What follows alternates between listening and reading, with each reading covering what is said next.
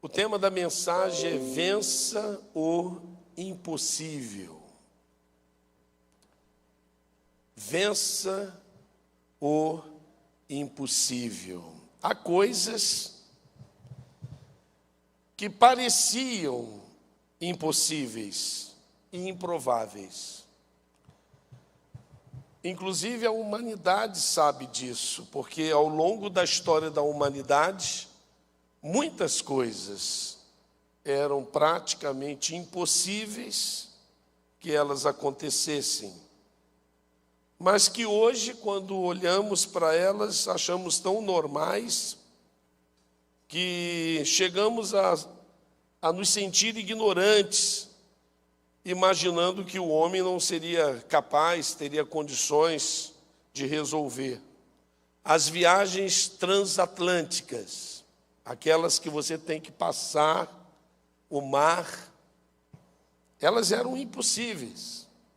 Isso há pouco tempo atrás. Só era possível por mar, navios, que levavam, às vezes, até meses para chegar em algum lugar. Era impossível, naquela ocasião, fazer alguma coisa voar. Principalmente uma aeronave pesada. Mas o brasileiro Alberto Santos Dumont, em 1906, quando provou isso, ser possível, voando no seu famoso 14 bis. E hoje ele é reconhecidamente o pai da aviação. Mesmo que os irmãos Wright, os americanos, estejam sempre dizendo, e eles são reconhecidos nos Estados Unidos como os pais da aviação, dizendo que em 1906, quando Santos Dumont provou e fez a primeira viagem a 3 metros de altura do 14 bis, eles tinham dito que já tinham feito essa experiência, só que eles fizeram tudo escondido e, portanto, não haviam provas para que a humanidade soubessem que eles haviam feito isso.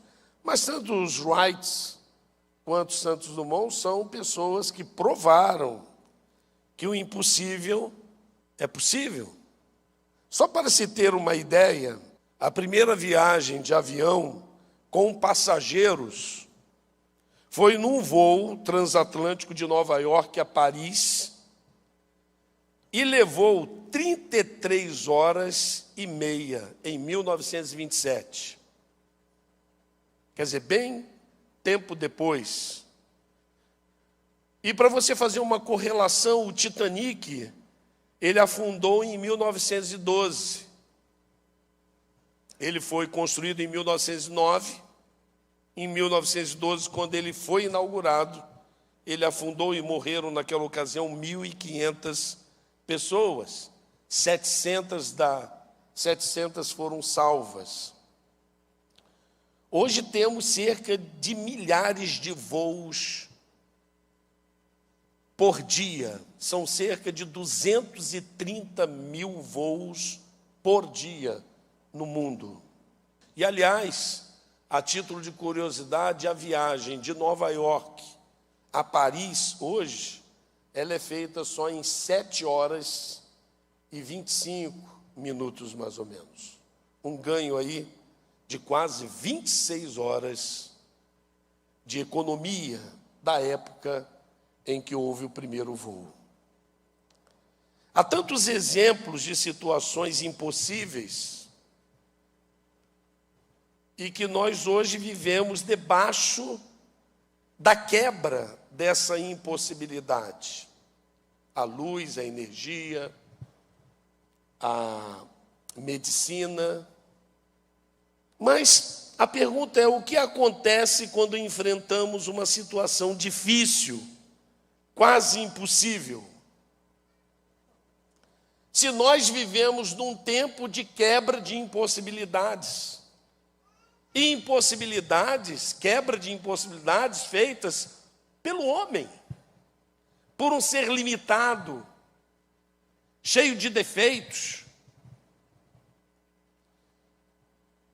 Não, quando a gente enfrenta o impossível, você pode tentar fugir, ou pode fazer de conta que não existe aquele impossível, mas você sabe que isso não resolve. Mas eu queria dizer para você que você não precisa entrar em pânico. Não entre em pânico. Você não tem que desistir. Você não tem que fingir que o problema não existe, nem fechar os olhos para ignorar. Hoje quero levar você a pensar um pouco sobre o impossível à luz da Bíblia, à luz da palavra de Deus. Talvez tenha alguém aqui nesta noite, ou nos ouvindo pelas redes, que está enfrentando uma situação como essa. É impossível isso para mim. Eu não vou conseguir me livrar disso. Eu não vou conseguir resolver isso. Talvez Deus te trouxe aqui nesta noite, ou você sintonizou nessa celebração através da sua rede social, porque Deus quer falar para você não entrar em pânico. Tenha calma.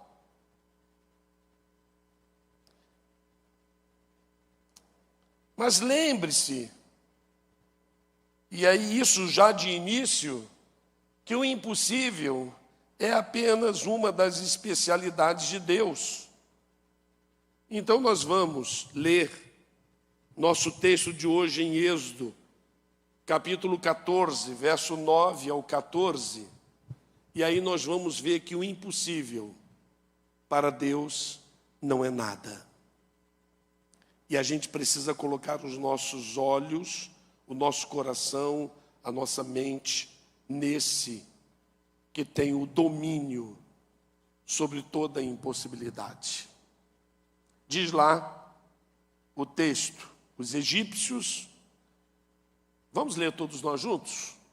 Os egípcios, Faraó, os israelitas olharam e avistaram os egípcios que marcharam na direção deles, e aterrorizados clamaram ao Senhor. Disseram a Moisés: foi por falta de túmulos no Egito que você nos trouxe para morrermos no deserto? O que você fez conosco, tirando-nos de lá? Já não lhe tínhamos dito no Egito: deixe-nos em paz, seremos escravos dos egípcios. Antes ser escravos dos egípcios do que morrer no deserto. Moisés respondeu ao povo: não tenham medo, fiquem firmes e vejam o livramento que o Senhor lhes trará hoje, porque vocês nunca mais... Uau, não dá para você dar uma salva de palmas para esse texto? É um dos textos mais impressionantes das Escrituras. Nesse texto nós vemos que o povo de Deus enfrentava uma situação impossível. Atrás estavam os inimigos marchando para levá-los de volta ao cativeiro. Não, os egípcios não engoliram isso direito. O orgulho deles se levantou de novo e eles, mesmo depois de afligidos pela poderosa mão de Deus, eles queriam ir lá e trazer os hebreus de volta. À sua esquerda e direita tinha uma montanha de rochas e um deserto árido. E à sua frente, o intransponível Mar Vermelho. O que você faria se você tivesse numa situação como essa? Aliás, quando a gente fala sobre o impossível, nós nos sentimos exatamente como o povo de Deus estava se sentindo. Eles olhavam para trás e viam a ameaça, lado esquerdo e direito, a impossibilidade. E à frente, Era a mesma coisa, não tinha para onde fugir. Eles estavam cercados por vários problemas e possuíam pouco tempo para encontrar uma solução para não serem escravizados de novo. Talvez você esteja se sentindo assim, num beco sem saída.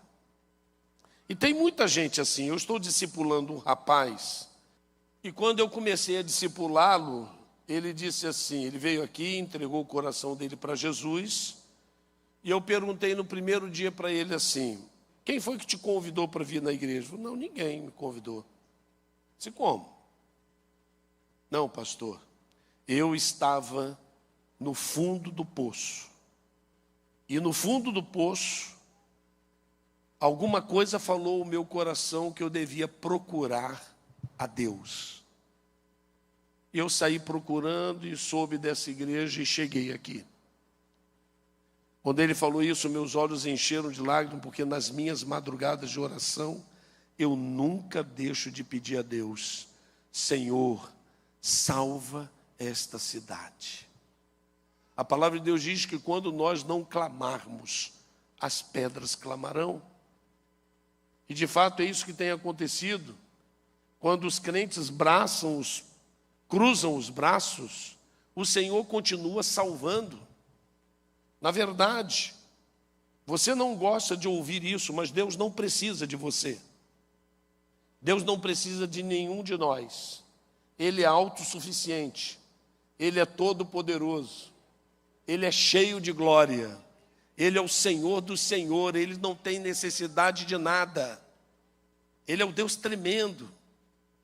Nós é que precisamos. Assim como Eduardo estava no fundo do poço, muita gente está num beco sem saída. O povo de Deus estava enfrentando um risco muito grande. Risco de serem escravizados outra vez ou morrerem afogados. Os especialistas em risco. O que especialistas orientam sobre o risco? Primeiro, levante a bandeira da rendição antes que o inimigo mate a todos. Pelo menos você recuperará a maioria do seu povo. Segundo, tenha alguma chance, mobilize rapidamente o povo para lutar contra o inimigo. E os especialistas também dizem que, em terceiro lugar, a fim de atrasar a captura, oriente o povo a se esconder nas rochas ou correr aleatoriamente em todas as direções. Isso é o que os especialistas dizem.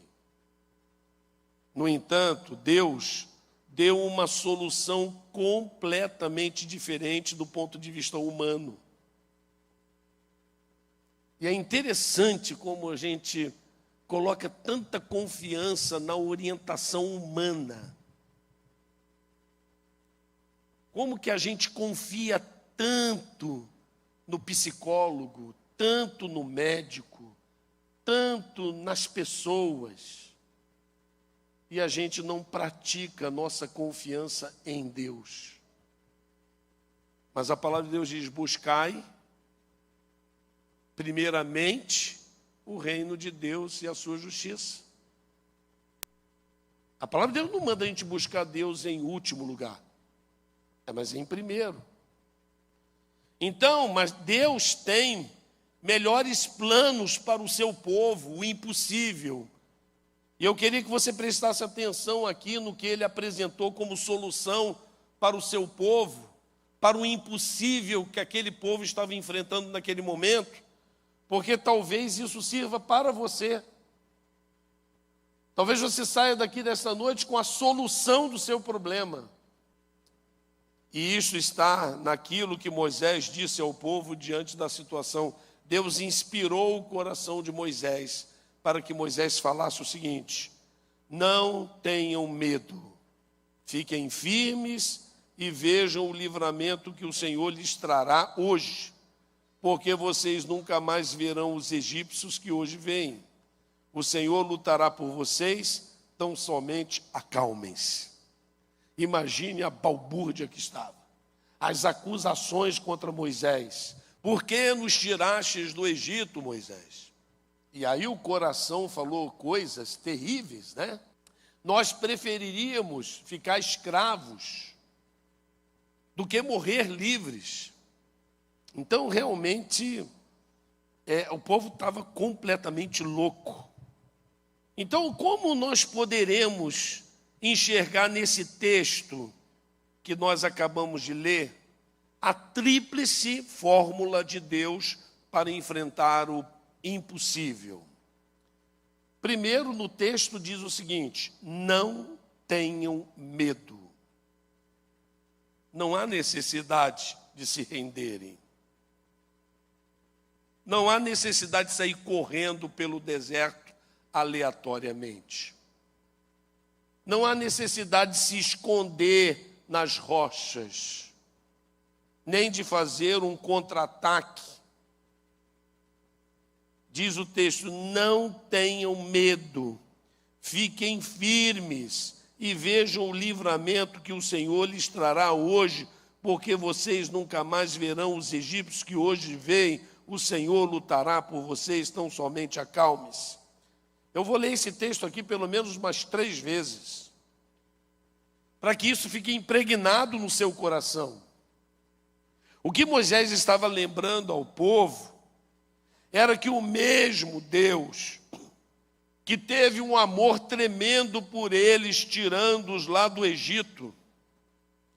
O povo ficou escravo no Egito 430 anos. Embora a maioria do povo de Deus talvez não tivesse uma experiência com o Senhor, assim como eu não sou ingênuo, que essa igreja pode ser que nem todos tenham uma experiência vívida com o Senhor, lá no meio do povo haviam aqueles que o Senhor lá no monte, na sarça ardente, revelou para Moisés que ele ouviu a oração do seu povo. Naqueles anos todos, existiram pessoas que clamaram: Senhor. O Senhor prometeu para Abraão que o Senhor daria a ele uma terra que mana leite e mel, uma terra de riqueza, e nós estamos aqui trabalhando de escravos para o Egito. Houve orações. Certamente essa igreja tem pessoas que oram, e Deus move, Deus age, Deus concorda com muitas das nossas orações. E Deus estava falando agora, para aquele homem não havia necessidade, para o seu povo não havia necessidade deles terem medo. Não tenham medo, estavam todos apavorados. Quando nós vivemos, irmãos, um relacionamento com Deus verdadeiro, íntimo, de amor, nós experimentamos o poder desse amor na nossa vida. E quando você vai lá em 1 João capítulo 4, verso 18, você lê esse texto aí maravilhoso. Dá para você ler comigo? No amor não há medo. Pelo contrário, o perfeito amor expulsa o medo, porque o medo supõe castigo. Aquele que tem medo não está aperfeiçoado no amor. Quem ama a Deus, quem vive na certeza do amor de Deus, não tem medo. Porque sabe que o seu coração palpita como palpitou o coração de Davi na hora em que ele estava compondo, talvez com a sua harpa, o Salmo 23.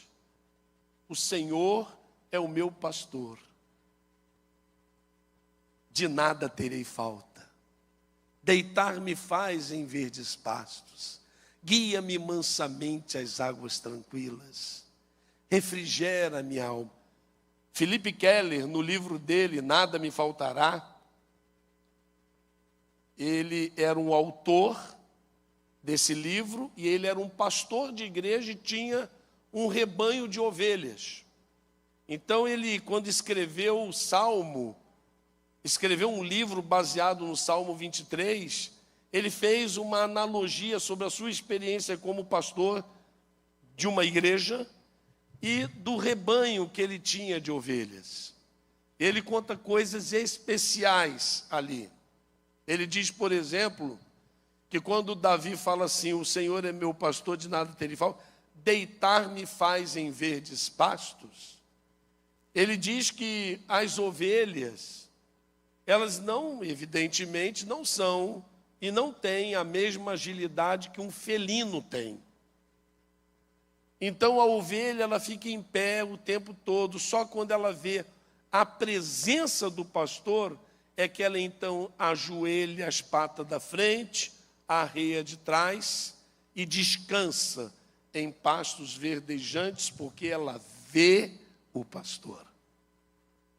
E quando ela vê o pastor, ela sente o cuidado do pastor, o amor do pastor. Quando ele diz assim, levarás-me às águas tranquilas, dizer que os membros, os cristãos, são ovelhas, é realmente algo assim muito esquisito, porque as ovelhas são um dos animais mais idiota que existem. Talvez para demonstrar a fragilidade nossa. Nós somos tão orgulhosos e achamos que somos tantas coisas e nós somos comparados a ovelhas.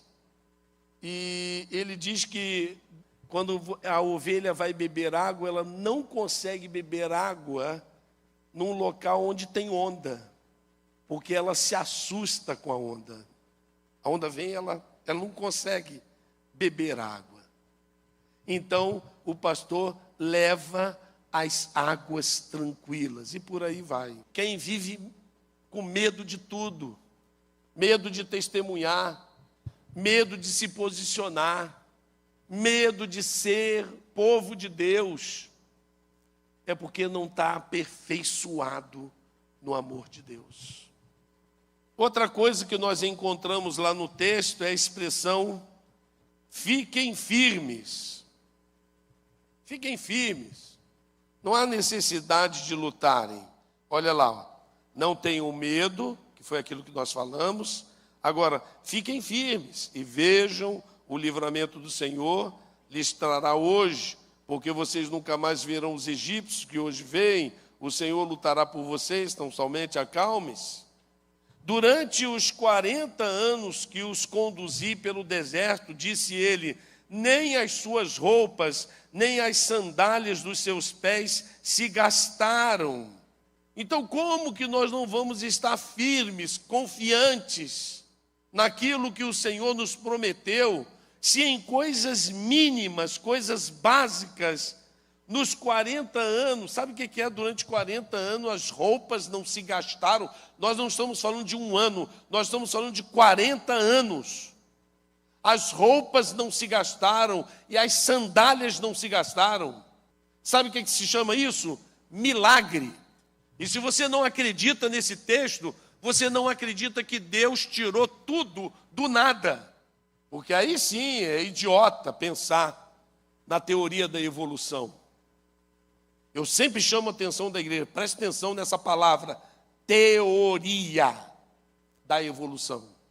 Não é ciência da evolução, é teoria. Em muitos países cristãos, que tem cristão de verdade, e o Brasil são poucos os cristãos de verdade, já se exigiu há muito tempo que na educação se dê a teoria criacionista e a teoria evolucionista.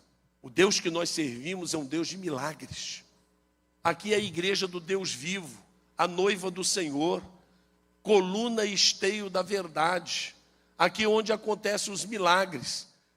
Fiquem firmes. Tem muita gente que não está firme. Está toda hora escorregando.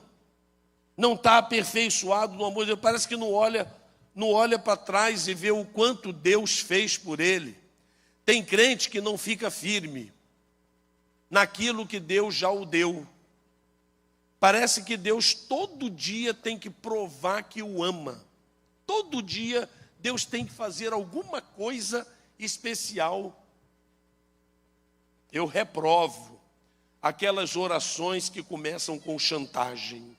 Ó Deus, se o Senhor me ama, faz isso por mim. Ó Senhor, se o Senhor me ama, abre essa porta. Deus não tem que provar nada para nós. E se tivesse que provar, Ele já deu a prova máxima. Ele se entregou na cruz em nosso lugar.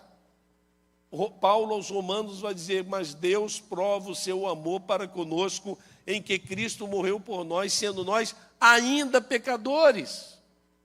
Não foi uma troca, foi uma entrega. E o último, expressão que a gente vê ali, que faz aparecer a tríplice fórmula de Deus para enfrentar o impossível, é vejam. Vejam, só observem, não há necessidade de se esconderem.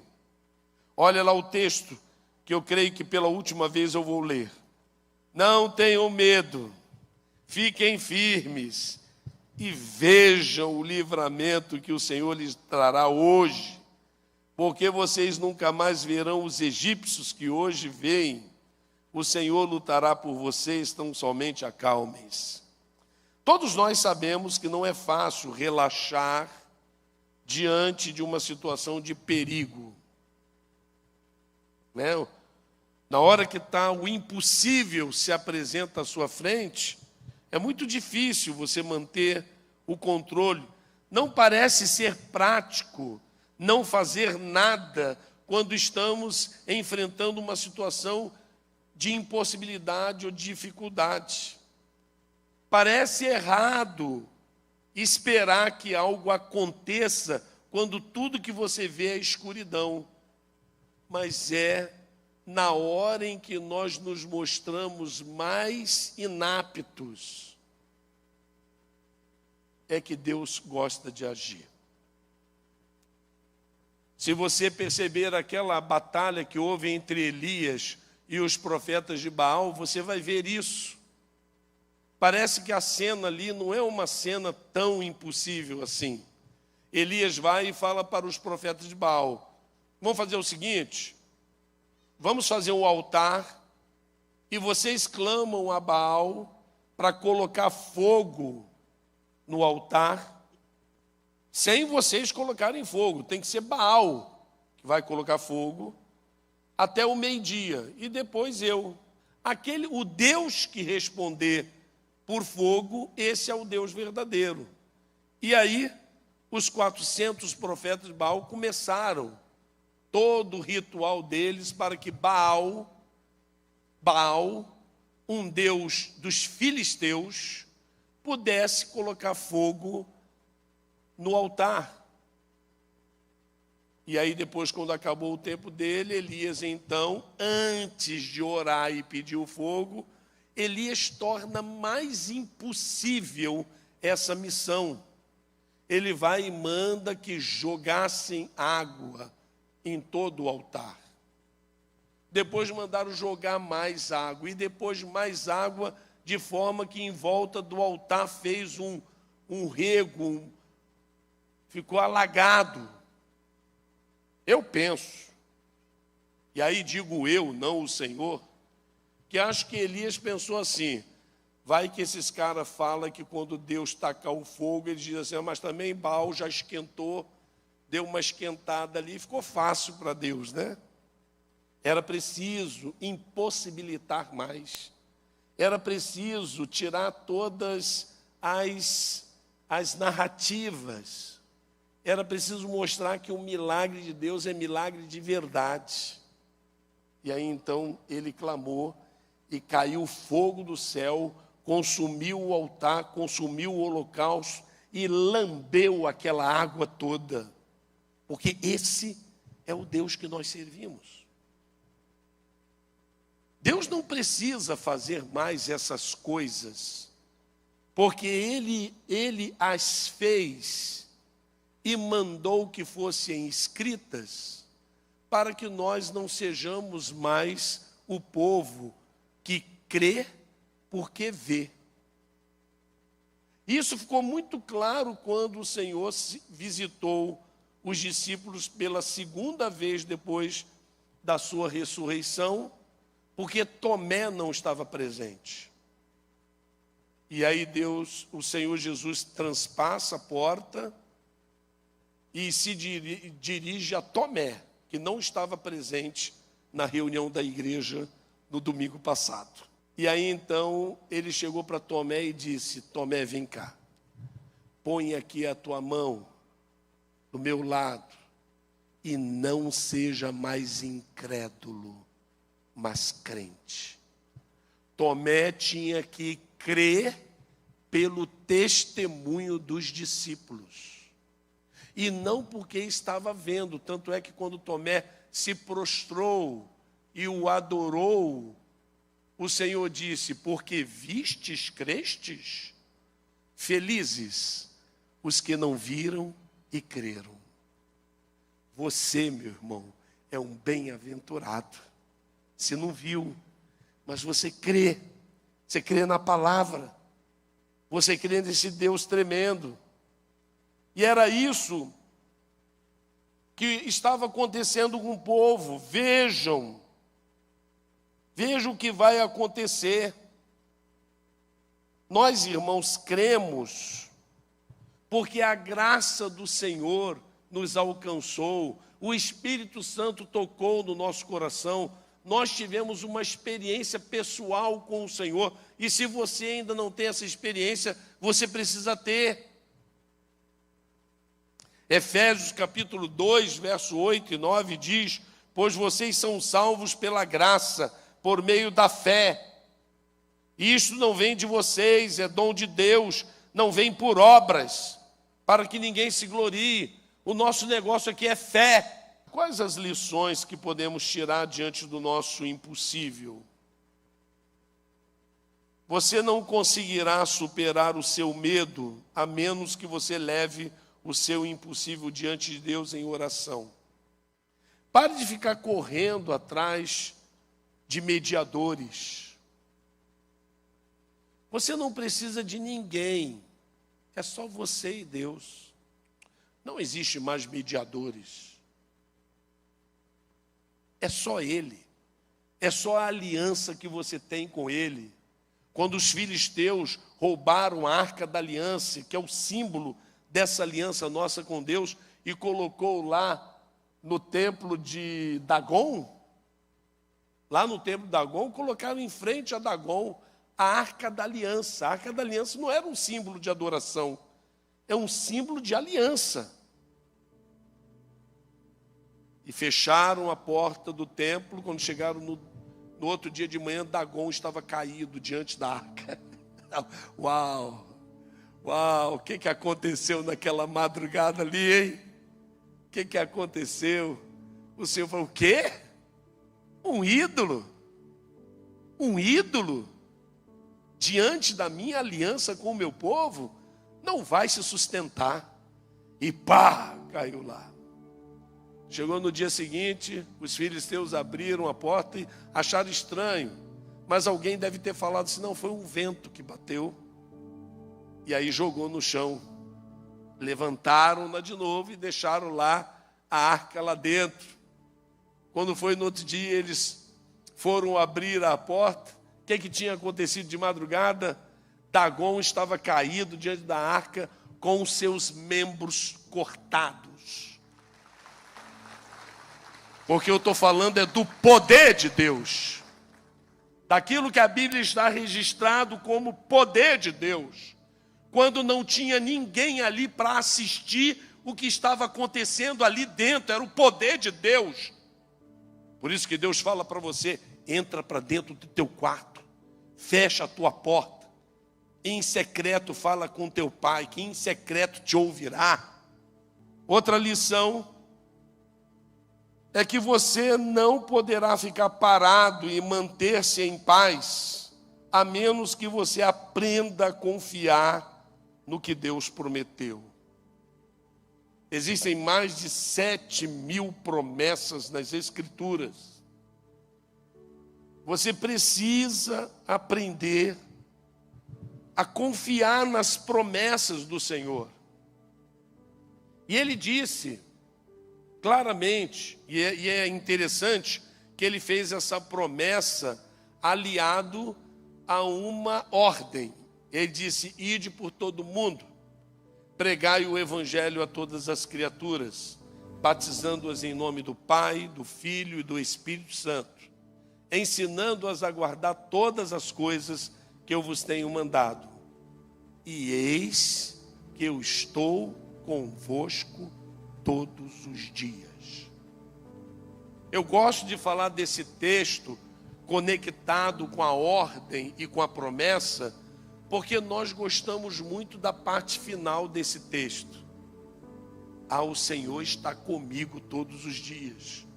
Mas esquecemos-nos das nossas obrigações. Ide, pregai, ensinai, e eis que eu estou convosco todos os dias. Ou seja, o Senhor vai estar com você quando você estiver com Ele. Quando você estiver nos seus projetos, e os seus projetos não tiver nada a ver com Deus, Deus não está nele. Não é vontade de Deus. Deus não vai acoplar os seus projetos aos projetos dele. É você que tem que pegar os projetos de Deus e acoplar nos seus. Ele é o Senhor e você é o servo, não é o inverso. Aprenda isso, igreja. Submeta-se ao Senhor, Ele é Rei. E a Bíblia diz que todo joelho se dobrará e toda língua confessará. Você não conseguirá visualizar a salvação e o agir de Deus a menos que você mergulhe em louvor, em adoração a Deus. Viu, querido? Você precisa entender que o agir de Deus na sua vida, como Ele agiu lá no povo, no deserto, naquela impossibilidade, o mar à frente, muralhas, rochas, deserto, e eles falaram assim: é o fim, acabou, não tem para onde correr. Era o fim, por isso que eles ficaram tão angustiados. E aí começaram a acusar Moisés. Moisés, não tenho medo, não tenho medo. E era só uma questão de percepção. Porque às vezes o medo, escuta isso, igreja, às vezes o medo, ele nos impede de enxergar algumas coisas poderosas de Deus. Você sabe o que estava atrás do povo? O povo só via os egípcios. Mas vai ler a Bíblia. O que estava atrás do povo? Uma coluna de fogo, separando os egípcios do povo de Deus. O que estava atrás? Lá atrás, a providência do Senhor estava ali. Mas o povo medroso só enxergava os egípcios. Quando a gente fica só olhando a impossibilidade, a gente não enxerga o milagre de Deus, não enxerga a providência de Deus, não enxerga a porta que Deus está abrindo para a gente, não enxerga o caminho que Deus está apontando, porque o nosso medo é tão grande que a gente esquece das promessas, a gente esquece de tudo. Precisamos mergulhar em adoração. No entanto, está chegando a hora, e de fato já chegou, em que os verdadeiros adoradores adorarão o Pai em espírito e em verdade. São estes os adoradores que o Pai procura. O Pai procura verdadeiros adoradores. não são membros da igreja, não são pessoas que participam do culto, não são pessoas religiosas. O Senhor está procurando verdadeiros adoradores, que o adorem em espírito, em verdade. Adoradores que não adoram o Senhor por obrigação, adoradores que não fazem a obra do Senhor com peso, reclamando. Adoradores verdadeiros são aqueles que amam as coisas que Deus ama. Mas ao contrário disso, nós vamos ler lá em 1 João que nós estamos amando o mundo, mesmo com a advertência dizendo: não ameis o mundo, nem no que nele há, porque aquele que ama o mundo, o amor do Pai não está nele. Será que não chegou a hora de você enfrentar o impossível com Deus? De você tomar essa decisão? Seja o que você tem para enfrentar, o que você esteja passando, não é melhor você ouvir os conselhos de Deus, acatar e enfrentar isso tudo com Deus? Porque sem Deus é muito difícil. Ele falou lá, João capítulo 15, ele falou: sem mim nada podeis fazer. Nós precisamos permanecer em Deus, estar em Deus. Não podemos sair de Deus, entrar em Deus, sair. Temos que estar em Deus. Não se trata de religião, se trata de relacionamento.